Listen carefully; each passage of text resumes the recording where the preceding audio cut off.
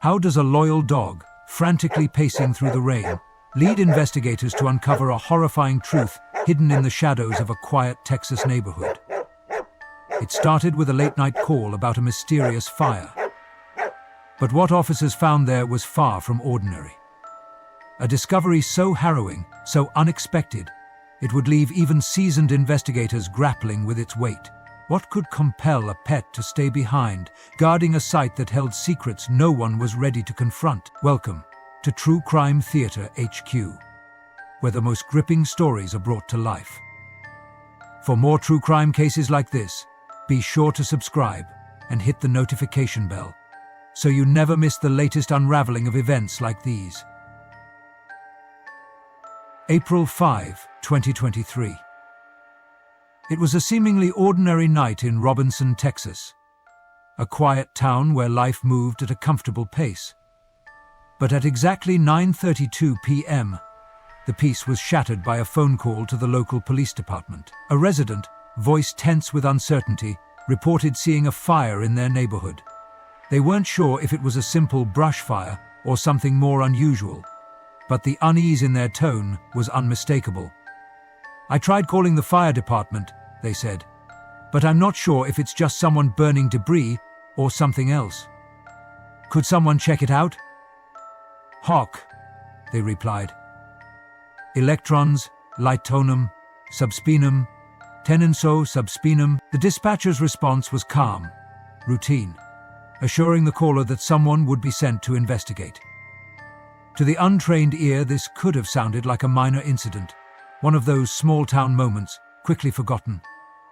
But this night was different. This call was the first thread in a tangled web that no one in Robinson could have anticipated. When officers arrived at the scene on Honserk, they were greeted by an eerie glow flickering against the backdrop of steady rain. It wasn't just a pile of burning brush. The smell wasn't right. The shape wasn't right. As they moved closer, the reality of what they were seeing began to settle in. A charred human form, lying lifeless in the flames. What began as a routine call was now a crime scene. A discovery so disturbing it would send shockwaves far beyond the quiet streets of this Texas town. Who was this person? How did they end up here, burned beyond recognition? And who was responsible for such an unspeakable act? The answers would take investigators down a path filled with betrayal, heartbreak, and an unrelenting search for the truth. As the rain poured down, pattering steadily against the leaves and pooling in the muddy earth, a haunting sound broke through the night. A bark, sharp and relentless. At first, it seemed like any other neighborhood dog caught in the chaos of an unfolding emergency. But this was no ordinary moment, and this was no ordinary dog. If this was no ordinary dog, a white Labradoodle, its fur soaked and muddied, was pacing near the smoldering remains of the fire. Its movements were frantic, almost purposeful. Each bark carried an urgency that refused to be ignored. Officers tried to approach, but the dog darted away, only to circle back to the same spot, as if guarding something or someone. There was something in the dog's eyes, a blend of desperation and resolve, that caught their attention. Could this animal be more than a mere bystander? Its behavior was too deliberate, too unusual. It wasn't fleeing the scene. It wasn't aimless. It was determined. What was it trying to tell them? What truth lay hidden in the ashes, waiting to be uncovered? The officers didn't know it yet. But this dog, later identified as Titan, was the key to unlocking a harrowing mystery. A mystery that would reveal not just the identity of the victim, but the shocking betrayal that led to her death. Sometimes, witnesses come in the most unexpected forms.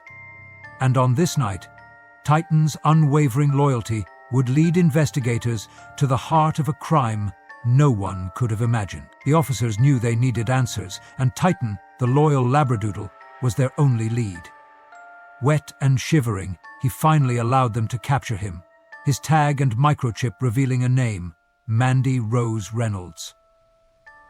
Mandy's contact information was listed, and the officers wasted no time reaching out. When the phone rang, a woman answered. A voice that should have been filled with relief upon hearing that her beloved dog had been found.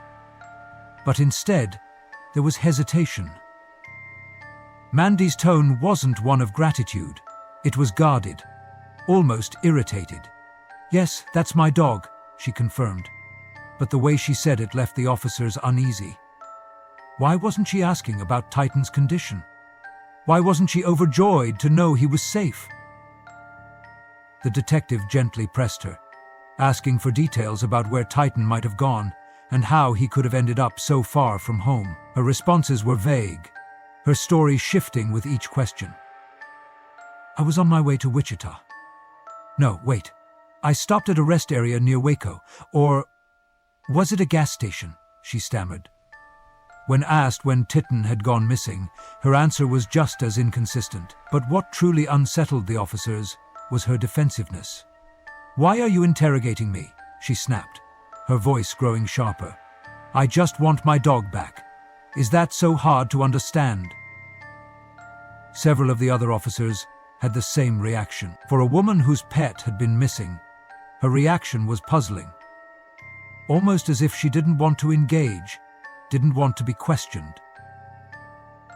The detective, now suspicious, carefully ended the call, noting every strange detail. The unease hung in the air as they faded back to the charred scene in Robinson. What was Mandy hiding? Why was her behavior so out of step with someone who should have been desperate to reclaim her dog? As the phone clicked and the line went silent, the investigation took a darker turn. The answers weren't just elusive. They felt like the start of something far more troubling. The static crackled briefly on the recording, a haunting reminder of how fragile the line between truth and deception can be. And with it, a singular, ominous question. What really happened to Mandy Rose Reynolds? The search for answers brought investigators to Mandy Rose Reynolds' apartment in San Marcos, Texas, a place they hoped would offer clarity. Instead, they found silence. The apartment, once filled with life and laughter, was now eerily empty. The furniture was gone, the walls bare. It was as if Mandy had vanished without a trace. Friends and family described Mandy as vibrant and generous, a woman who radiated warmth and kindness. Flashbacks of her life showed moments of joy, a contagious smile, the way she always put others before herself. But now, that light had been extinguished. As investigators pieced together the fragments of her life, the grim reality began to unfold. Dental records confirmed what they had feared. The burned body discovered in the field wasn't just anyone. It was Mandy. The revelation hit hard. This wasn't just a case of a missing person. Mandy hadn't disappeared voluntarily. She had been taken. Her life brutally cut short. Her body left in the flames as an attempt to erase her existence. The question now wasn't just what happened, but why. Mandy was loved by so many. Who could harbor such malice? And what drove them to commit such a heinous act? As the rain continued to fall on the quiet Texas town, the weight of the discovery pressed heavily on those tasked with finding justice. The warmth of Mandy's spirit was gone, replaced by a chilling void that demanded answers. Who could have done this to someone so full of life? And what could possibly justify such an unthinkable crime? The truth would prove to be even more devastating than anyone imagined. Mandy Rose Reynolds was a woman with an open heart, always willing to lend a helping hand to those in need. So when her cousin, Derek Dagno, reached out for support, she didn't hesitate. Derek had hit a rough patch, and Mandy believed she could help him get back on his feet. It was an act of generosity that defined her character, but it would also seal her fate. Derek Dagno was no stranger to trouble. His criminal history painted a troubling picture of a man with a dangerous past. Multiple felony convictions, including violent offenses, trailed him like a storm cloud. From theft to assault to a shooting incident in Kansas as a juvenile, Derek had spent years navigating the cracks of the justice system, slipping through time and time again. There was no way he could ever separate them now. Surveillance footage from a local store would later reveal a chilling clue. Just days before Mandy's murder, Derek was seen purchasing a gas can, a shovel, and a large plastic storage container. Each item, innocuous on its own, took on a horrifying meaning when pieced together. This wasn't a man preparing for a fresh start. This was premeditation. Mandy trusted him. She believed in second chances, in the possibility of redemption. But for Derek, her kindness wasn't a lifeline. It was an opportunity, a vulnerability he exploited in the most unimaginable way. Her act of compassion, her willingness to help, became the very thing that led to her brutal death. Mandy had invited a killer into her home, never suspecting the darkness lurking within someone she thought she could save. And as the pieces of the puzzle began to align, one devastating truth became clear. Derek Dagno's betrayal wasn't just an act of violence. It was the ultimate violation of love and trust. The search for justice led investigators hundreds of miles away from Texas to a small town in Kansas. Mandy's missing car, a black Honda Accord, had been spotted by a license plate reader, and the driver matched the description of her cousin, Derek Dagno. This wasn't a coincidence. Derek was on the run. As officers closed in, Derek did what he always did. He ran. When police attempted a routine traffic stop, the quiet streets exploded into chaos. Derek slammed on the gas, leading them on a high-speed chase through winding roads and bustling intersections. The pursuit hit dangerous speeds, with sirens wailing and radio chatter filling the air. It stopped when the officers stopped the chase, so Derek slammed on the gas, radio chatter filling the air. "He's weaving through traffic," one officer called out. "Approaching Tyler now. Stay with him." The chase wasn't just fast, it was reckless. Derek darted through red lights, narrowly avoiding collisions, his desperation palpable with every turn. The pursuit lasted nearly 30 minutes, until Derek lost control and crashed near a grocery store. But he wasn't finished yet. Abandoning the car, Derek bolted into the store, vanishing among the aisles as panicked shoppers scattered. Officers followed, their voices cutting through the tension. "Clear the store! Everyone out!" For 2 agonizing minutes, Derek eluded capture, hiding in the shadows of a canned goods aisle. But he couldn't hide forever. With weapons drawn and the store surrounded, officers closed in. "Come out with your hands where we can see them," one officer commanded. The silence was deafening, every second stretching into eternity. And then, movement. Derek crawled out from his hiding spot, hands shaking, as officers moved in to make the arrest. It wasn't until the 2 arrests that officers moved in to make the arrest. At last, the manhunt was over. But as officers secured the scene, the real work began. Now they had Derek in custody, a man who held the answers to Mandy's horrific murder. And as investigators would soon discover, the evidence against him was overwhelming. The full extent of his crime more shocking than anyone could have imagined. The arrest of Derek Dagno marked a turning point in the investigation, but the work was far from over. As officers sifted through the evidence, a grim and irrefutable case began to take shape. Inside Derek's vehicle, they found the tools of his crime: a pistol, the very weapon used to end Mandy's life, and traces of blood in the trunk, linking him to the field where her body had been burned. The plastic storage container, partially melted and discarded near the crime scene, was another chilling piece of the puzzle. It told a story of premeditation, of a calculated attempt to erase all traces of his heinous act. Surveillance footage filled in the gaps. Days before the murder, Derek had walked into a store and purchased a gas can, a shovel, and the very container used to transport Mandy's body. His movements were deliberate, his intentions clear. The evidence left no room for doubt. Every detail pointed directly to Derek Dagno as Mandy's killer. His betrayal wasn't a spur-of-the-moment act.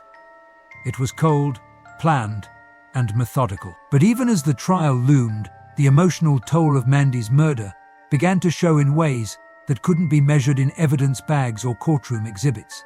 The pain of her loss rippled through both families, sparking tensions that would come to a head in the courtroom. What began as a search for justice became a stage for raw, unfiltered grief, a reminder that the scars of a crime don't end with a conviction. The courtroom was silent as the jury filed in, their expressions solemn. It had been a trial that left no room for ambiguity. The evidence against Derek Dagno was undeniable, each piece stacking higher and higher, forming a mountain of guilt that he could not escape. The prosecution laid out the case with precision, presenting the murder weapon, the surveillance footage, and the damning details of Derek's purchase of the tools used in his crime. Witness testimonies painted a picture of a man driven by self-interest and devoid of remorse. For Mandy's family, each detail was another painful reminder of the life that had been stolen.